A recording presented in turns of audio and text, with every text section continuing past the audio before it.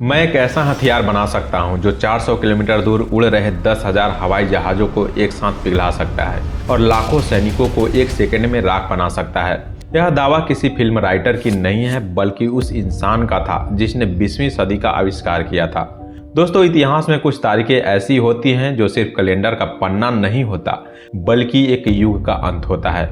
ऐसे ही एक तारीख थी 7 जनवरी 1943। जगह थी अमेरिका का न्यूयॉर्क शहर, होटल न्यू यॉर्कर, कमरा नंबर 3327। बाहर सेकेंड वर्ल्ड वॉर चल रहा था, दुनिया जल रही थी, लेकिन उस होटल के कमरे में एक 86 साल का बुजुर्ग अपनी आखिरी सांसें ले रहा था। वह अकेला था, उसके पास पैसे नहीं थे, उसका सबसे करीबी साथी कोई इंसान नहीं था, बल्कि खिड़की पर बैठा एक कबूतर था। लेकिन जैसे ही उस बुजुर्ग की सांसें रुकी, कुछ बहुत ही अजीब हुआ। पुलिस से पहले, एम्बुलेंस से पहले वहां FBI के एजेंट पहुंच गए और उन्होंने उस कमरे को चारों तरफ से घेर लिया। उस कमरे में 80 से ज्यादा बड़े बड़े संदूक यानी कि ट्रंक रखे थे।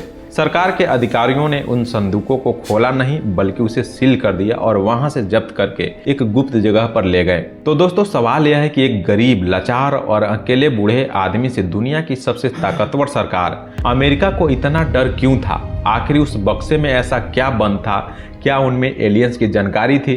क्या उनमें दुनिया को फ्री में बिजली देने का फॉर्मूला था? या फिर उनमें कुछ ऐसे हथियार थे जो अगर गलत हाथों में लग जाते तो पूरी दुनिया को खत्म कर सकते थे? वह बुजुर्ग कोई और नहीं, बल्कि वह इंसान था जिसने 20वीं सदी का आविष्कार किया था। जी हाँ, निकोला टेस्ला। अक्सर हम टेस्ला को सिर्फ AC करंट या एलन मस्क की कार कंपनी के नाम से जानते हैं, लेकिन टेस्ला की कहानी इससे कहीं ज्यादा गहरी और खतरनाक है। दोस्तों, आज के इस वीडियो में हम उन खोए हुए आविष्कारों की फाइलें खोलेंगे। हम समझेंगे कि क्या टेस्ला सच में डेथ रे बना रहे थे? क्या वो सच में अपनी जेब में भूकंप लेकर घूमते थे? और सबसे बड़ा सवाल, क्या वो फाइलें आज भी अमेरिका के पास छुपी हुई है? दोस्तों, टेस्ला के आविष्कार को समझने से पहले हमें टेस्ला के दिमाग को समझना होगा। जरा सोचिए, आज आप जिस स्मार्टफोन पर वीडियो देख रहे हैं, जिस वाईफाई से आप इंटरनेट चला रहे हैं, जिस बिजली से आप टीवी चला रहे हैं, यह सब एक ही इंसान के दिमाग की उपज थी। दोस्तों, निकोला टेस्ला और थॉमस एडिसन की कहानी तो आपने सुनी होगी। एडिसन एक बिजनेसमैन थे, उन्हें पैसा बनाना आता था। लेकिन टेस्ला एक फ्यूचरिस्टिक थे। उन्हें पैसे से प्यार नहीं था, उन्हें भविष्य से प्यार था। यही वजह थी कि जब टेस्ला ने अपने जीवन के आखिरी 20 से 30 सालों में कुछ अजीबोगरीब दावे किए, तो दुनिया ने उन्हें पागल यानी कि मैड साइंटिस्ट कहकर नकार दिया। लोगों ने कहा कि यह टेस्ला सठिया गए हैं, लेकिन क्या वो सच में पागल थे या फिर उनका दिमाग उस फ्रीक्वेंसी पर चल रहा था जहां तक आम इंसान की सोच पहुंच ही नहीं सकती थी? आइए उनके सबसे कंट्रोवर्शियल इन्वेंशन से शुरुआत करते हैं, एक ऐसी मशीन जो न्यूयॉर्क को मलबे में बदल सकती थी। किस्सा 1898 का है। टेस्ला अपनी लैब में एक एक्सपेरिमेंट कर रहे थे। वो एक छोटा सा डिवाइस बना रहे थे जो स्टीम यानी कि भाप से चलता था। इसका काम था बिजली पैदा करना। यह डिवाइस इतना छोटा था कि आप इसे अपने कोट की जेब में रख सकते थे। टेस्ला ने मजाक मजाक में एक डिवाइस को अपनी लैब के एक लोहे के पिलर से अटैच कर दिया और बटन दबा दिया। शुरुआत में कुछ नहीं हुआ, डिवाइस बस टिक टिक करके हिलने लगा। लेकिन कुछ ही मिनटों बाद जादू या कहिए तबाही शुरू हुई। टेस्ला के लैब के आसपास जो बड़ी बड़ी बिल्डिंग थी, उनकी खिड़कियां चटकने लगी। सड़क पर चल रहे लोगों को लगा कि जमीन हिल रही है। पुलिस स्टेशन में फोन की घंटियां बजने लगी। न्यूयॉर्क में भूकंप आ गया है। खुद टेस्ला की लैब में भारी भरकम मशीनें हवा में नाचने लगी। तो उन्होंने एक हथौड़ा उठाया और अपनी ही मशीन को तोड़ दिया। तब जाकर भूकंप रुका। यहाँ पर आपके मन में एक सवाल उठ रहा होगा, क्या यह मुमकिन है? एक जेब में आने वाली मशीन इतनी बड़ी बिल्डिंग को कैसे हिला सकती है? इसका जवाब बहुत ही सिंपल है और वो जवाब है रेजोनेंस। इसे मैं आपको एक बहुत ही आसान उदाहरण से समझाता हूँ। बचपन में आपने झूला तो झूला ही होगा। याद कीजिए, जब कोई झूला झूलता है तो आप उसे कब धक्का देते हैं? क्या आप उसे लगातार धक्का देते रहते हैं? नहीं ना, आप ठीक उसी वक्त धक्का देते हैं जब झूला नीचे आकर वापस ऊपर जाने वाला होता है। आपकी टाइमिंग और झूले की स्पीड जब मैच होती है तो एक छोटा सा धक्का भी झूले को ऊपर तक पहुंचा देता है। इसे ही साइंस की भाषा में रेजोनेंस कहते हैं। इस दुनिया में हर चीज, चाहे वो कांच का गिलास हो, ईंट की दीवारें हो या लोहे का पुल, उनकी हिलने की एक फिक्स स्पीड होती है। उसे नेचुरल फ्रीक्वेंसी कहते हैं। टेस्ला के उस छोटे से डिवाइस ने ठीक वही किया। उसने बिल्डिंग की नेचुरल फ्रीक्वेंसी को पकड़ लिया और उसे छोटे छोटे धक्के देने लगा और देखते ही देखते पूरी बिल्डिंग ताश के पत्तों की तरह हिलने लगी। यह कोई कहानी नहीं है, इतिहास गवाह है। आपने देखा होगा कि कैसे एक ओपेरा सिंगर की आवाज से कांच का गिलास टूट जाता है। क्यों? क्योंकि आवाज की फ्रीक्वेंसी गिलास के नेचुरल फ्रीक्वेंसी से मैच हो जाती है। टेस्ला की मशीन भी यही करती थी। तो सोचिए, अगर आज किसी देश के पास यह टेक्नोलॉजी हो तो क्या उसे बम गिराने की जरूरत है?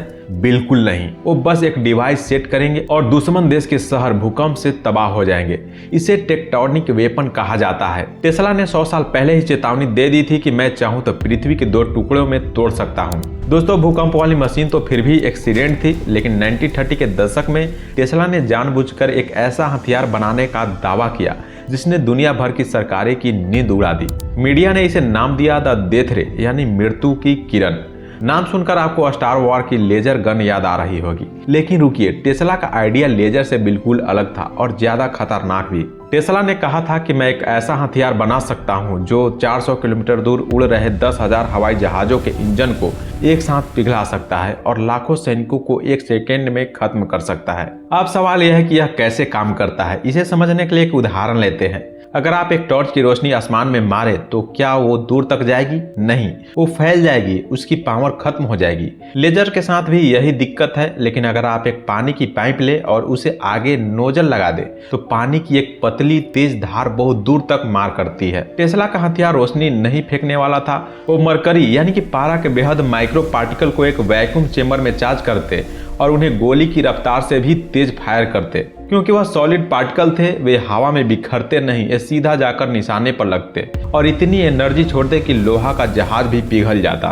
तो दोस्तों, टेस्ला का मकसद क्या था? क्या वो दुनिया को डराना चाहते थे? बिल्कुल नहीं। टेस्ला एक शांत पसंद इंसान थे। उनका तर्क बहुत दिलचस्प था। वो कहते थे कि मैं इस हथियार को पीसरे यानी कि शांति की किरण कहता हूँ। अगर हर देश के पास यह हथियार आ जाए तो कोई भी देश दूसरे पर हमला करने की हिम्मत नहीं करेगा, क्योंकि उन्हें पता होगा कि हमला करने का मतलब है तुरंत मौत, और इस तरह दुनिया से युद्ध यानी कि वॉर हमेशा के लिए खत्म हो जाएगा। ग्रेट वॉल ऑफ चाइना की तरह यह दृश्य दीवार बन जाएगा। उन्होंने यह आइडिया अमेरिका को दिया, ब्रिटेन को दिया, यहाँ तक कि सोवियत यूनियन को भी दिया। लेकिन उस वक्त सरकारों को लगा कि यह बूढ़ा आदमी बस ख्याली पुलाव पका रहा है। लेकिन क्या सच में यह ख्याली पुलाव था? आज अमेरिका और चीन डायरेक्ट एनर्जी वेपन पर काम कर रहे हैं जो ड्रोन और मिसाइल को हवा में मार गिराता है।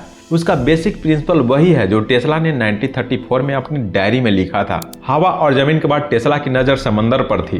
उस जमाने में यानी वर्ल्ड वॉर के टाइम पर किसी भी देश की सबसे बड़ी ताकत उसकी नेवी होती थी, बड़े बड़े जंगी जहाज। टेस्ला ने सोचा इन लोहे के जहाज को बम से उड़ाना मुश्किल है, लेकिन अगर हम पानी को ही हथियार बना दे तो। उन्होंने आर्टिफिशियल टाइड वेव यानी कृत्रिम सुनामी का कंसेप्ट दिया। टेस्ला का प्लान था कि समंदर के अंदर एक बहुत ही कैलकुलेटेड बम धमाका किया जाए, लेकिन यह धमाका आम नहीं होगा, इसे एक खास रिदम में किया जाएगा। वही झूले वाला लॉजिक यहाँ भी लगाइए। अगर पानी में सही टाइमिंग पर धमाका किया जाए तो पानी में रेजोनेंस पैदा होगा। टेस्ला की कैलकुलेशन कहती थी कि इससे 100 फीट ऊंची लहरें पैदा होंगी। सोचिए, 100 फीट ऊंची पानी की दीवार। दुनिया का कोई भी बड़े से बड़ा जहाज इस सुनामी के सामने टिक नहीं पाएगा, वो कागज की नाव की तरह डूब जाएगा। दोस्तों, अब तक हमने जितने भी मशीनों की बातें की वो दुनिया को तबाह करने वाली थी, लेकिन टेस्ला का सपना एक ऐसा भी था जो इंसानों के सबसे गहरे राज खोल सकता था। वो इंसान के दिमाग को पढ़ना चाहते थे। 1893 में टेस्ला ने एक बहुत ही अजीब बात कही थी। उन्होंने कहा था, मुझे यकीन है कि जब कोई भी चीज सोचते हैं तो हमारे दिमाग में एक तस्वीर बनती है और वो तस्वीर हमारी आंखों के रेटिना पर छप जाती है। इसे आसान भाषा में समझिए, अगर आप अभी एक लाल सेब के बारे में सोच रहे हैं तो टेस्ला का मानना था कि आपकी आंखों के रेटिना पर उस सेब की एक बहुत ही हल्की इमेज बन चुकी होगी। टेस्ला एक ऐसे मशीन बनाना चाहते थे जिसे आप थॉट कैमरा कह सकते हैं। यह मशीन आपकी आंखों में झांकती, रेटिना पर बनी उस इमेज को पढ़ती और उसे स्क्रीन पर प्रोजेक्ट की तरह दिखा देती। जरा सोचिए, अगर यह मशीन आज सच में बन जाए तो क्या होगा। इसके 2 पहलू हैं। पहला बहुत अच्छा होगा, जो लोग बोल नहीं सकते, कोमा में हैं या पैरालाइज्ड हैं, हम जान पाएंगे कि उनके दिमाग में क्या चल रहा है। लेकिन दूसरा पहलू बहुत ही डरावना है, आपकी प्राइवेसी पूरी तरह से खत्म हो जाएगी। कोई भी पुलिस वाला, कोई भी सरकार या आपका बॉस यह देख सकेगा कि आप असलियत में क्या सोच रहे हैं। आप झूठ नहीं बोल पाएंगे। उस वक्त लोगों ने इसे जादू टोना कहा था, लेकिन आज एलन मस्क की कंपनी न्यूरालिंक दिमाग में चिप लगा रही है। यूनिवर्सिटीज में AI ऐसे मॉडल बना बना रहे हैं जो आपके ब्रेन सिग्नल को पढ़कर तस्वीरें बना रहे हैं। टेस्ला ने यह बात 100 साल पहले की थी। फर्क सिर्फ इतना है कि एलन मस्क को चिप लगानी पड़ रही है, लेकिन टेस्ला का सपना था बिना किसी तार या चिप के सिर्फ वेब के जरिए दिमाग पढ़ना। यही फर्क होता है एक वैज्ञानिक और एक विजनरी में। टेस्ला के सारे आविष्कार जैसे डेथ रे, अर्थक्विक मशीन, थॉट कैमरा, ये सब सिर्फ बातें रह जाती अगर उनकी मौत के बाद वो घटना न घटती जिसका मैंने शुरुआत में जिक्र किया था। 1943 में जब टेस्ला मरे तो FBI ने उनके सारे पेपर्स जब्त कर लिया, लेकिन FBI के एजेंट तो साइंटिस्ट नहीं थे। उन्हें कैसे पता चलता कि इन कागजों में डेथ रे का फार्मूला कौन सा है और AC मोटर का कौन सा। इसलिए सरकार ने एक एक्सपर्ट को बुलाया, एक बहुत ही बड़े वैज्ञानिक को। उस वैज्ञानिक का काम था टेस्ला के एक एक कागज को पढ़ना और सरकार को बताना कि इससे कोई खतरा तो नहीं है। क्या आप जानते हैं वो वैज्ञानिक कौन था? उसका नाम था डॉक्टर जोहान जी ट्रम्प। जी हाँ, सरनेम पर ध्यान दीजिएगा। अमेरिका के राष्ट्रपति डोनाल्ड ट्रंप के सगे चाचा थे। वो MIT में प्रोफेसर थे और एक बहुत ही सम्मानित वैज्ञानिक थे। डॉक्टर जोहान ट्रंप ने 3 दिन तक टेस्ला के कमरे की खाक छानी और अंत में उन्हें सरकार को एक रिपोर्ट सौंपी। उस रिपोर्ट में उन्होंने लिखा, टेस्ला के पेपर में कोई भी वर्किंग मॉडल नहीं है, यह सब सिर्फ फिलॉसफी है और एक बूढ़े आदमी की कल्पनाएं हैं। इसमें कोई खतरा नहीं है।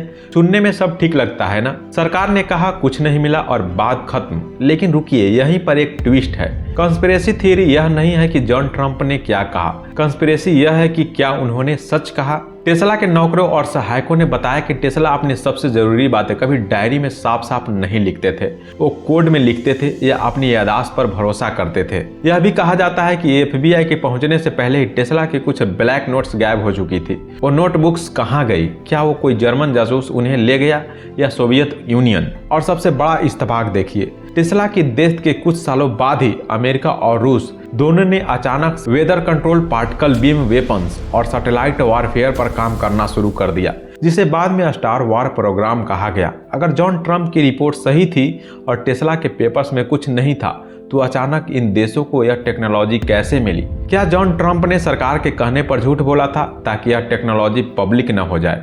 डोनाल्ड ट्रंप ने कई बार इंटरव्यू में अपने चाचा का जिक्र किया और कहा है, my uncle told me all about nuclear is powerful. क्या जॉन ट्रंप ने टेस्ला के कुछ सीक्रेट अपने परिवार को बताए थे? खैर, यह एक ऐसा सवाल है जिसका शायद जवाब उन बंद फाइलों में कैद है। दोस्तों, आज की इस डीप एनालिसिस के बाद एक बात तो साफ है, निकोला टेस्ला कोई साधारण वैज्ञानिक नहीं थे। वो एक ऐसे इंसान थे जिन्होंने अपना पूरा जीवन, अपनी सारी जवानी और अपनी सारी दौलत सिर्फ एक मकसद के लिए कुर्बान कर दी, इंसानियत का भला। उन्होंने पेटेंट फाड़ दिए ताकि दुनिया को सस्ती बिजली मिल सके। उन्हें शादी नहीं की ताकि वो काम पर फोकस कर सके और अंत में वो गरीबी और अकेलेपन में मरे। जब वो जिंदा थे तो दुनिया ने उन्हें मैड साइंटिस्ट कहा, लेकिन आज जब आप अपने इलेक्ट्रिक कार में बैठते हैं, जब आप अपने घर में लाइट का स्विच ऑन करते हैं, जब आप रिमोट कंट्रोल से टीवी का सिग्नल बदलते हैं या जब आप बिना किसी तार के अपना फोन चार्ज करते हैं, तो याद रखिए यह सब उस पागल वैज्ञानिक की ही देन है। टेस्ला ने अपने आलोचकों के लिए बहुत ही खूबसूरत बात कही थी। उन्होंने कहा था, the present is there, the future for which I really work is mine. उनका कहने का मतलब था कि आज का वर्तमान उनका है, लेकिन आने वाले भविष्य जिसके लिए मैंने असल में काम किया है वो मेरा है। और आज 2026 में खड़े होकर हम कह सकते हैं, हाँ, यह भविष्य टेस्ला का है। अब फैसला आपको करना है। क्या आपको लगता है कि टेस्ला की डेथ रे जैसी टेक्नोलॉजी आज भी किसी सीक्रेट बंकर में छुपी हुई है? क्या सरकारें आज भी हमसे कुछ छुपा रही है? अपनी राय कमेंट सेक्शन में जरूर बताइएगा। अगर आपको यह वीडियो पसंद आया तो वीडियो को लाइक करिएगा और दोस्तों के साथ जरूर शेयर करिएगा और हमारे इस चैनल को सब्सक्राइब कर लीजिएगा। तब तक के लिए जय हिंद।